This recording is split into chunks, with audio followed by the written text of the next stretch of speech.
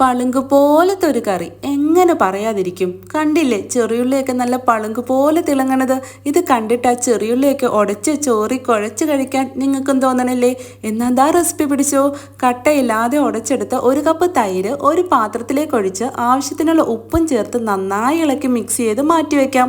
ഇനി ഒരു ചട്ടിയിൽ 4 ടീസ്പൂൺ എണ്ണയൊഴിച്ച് ഈ എണ്ണയൊന്ന് ചൂടായി വരുമ്പോൾ 1/2 ടീസ്പൂൺ കടുക്, 1/2 ടീസ്പൂൺ ചെറിയ ജീരകം, പിന്നെ കുറച്ച് കറിവേപ്പില ഇട്ട് കൊടുത്ത് ഇതൊക്കെ ഒന്ന് പൊട്ടി വരുമ്പോൾ ഇതിലേക്ക് ഒരു 4 പച്ചമുളക് നെടുകെ കീറിയതും ചേർത്തിളക്കി 2 വറ്റൽമുളകും ചേർത്ത് പിന്നെ നമ്മൾ നല്ല തൊലിയൊക്കെ കളഞ്ഞ് കഴുകി വൃത്തിയാക്കി വെച്ചിരിക്കുന്ന കുറച്ച് ചെറിയുള്ളിയും കൂടെ ചേർത്ത് കൊടുത്ത് വഴറ്റി അതിലേക്ക് ഒരു 1/2 ടീസ്പൂൺ ഉപ്പും ചേർത്ത് കൊടുത്ത് നന്നായി ഇളക്കി ഇങ്ങനെ ഒരു കണ്ണാടി പരുവമാകുമ്പോൾ അതിലേക്ക് ഒരു 1/2 ടീസ്പൂൺ മുളക് പൊടി, 1/2 ടീസ്പൂൺ മഞ്ഞൾപ്പൊടി ചേർത്ത് കൊടുത്ത് നന്നായി വഴറ്റി യോജിപ്പിച്ച് ഈ പൊടികളുടെയൊക്കെ പച്ചമണമൊക്കെ ഒന്ന് മാറി ഈ പൊടികളെല്ലാം നമ്മുടെ ഉള്ളിൽ നല്ലതുപോലെ പിടിച്ച് ഈ ഒരു പരുവത്തിലെത്തി കഴിഞ്ഞാൽ പിന്നെ താളിപ്പിനുള്ള സമയമായി. ഇനി ഈ ഉള്ളിയുടെ മിക്സ് നമ്മുടെ തൈരിലേക്ക് ഒഴിച്ചു കൊടുത്ത് ഇളക്കി യോജിപ്പിച്ച നമ്മുടെ ഉള്ളിയും തൈരും താളിച്ചത് റെഡിയായി. അപ്പോൾ എങ്ങനെയാ നേരെ ചോറിലേക്ക് ഒഴിച്ച് ആ ഉള്ളിയൊക്കെ ഉടച്ച് ചോറും തൈരും ഒക്കെ കുഴച്ച് കഴിക്കല്ലേ.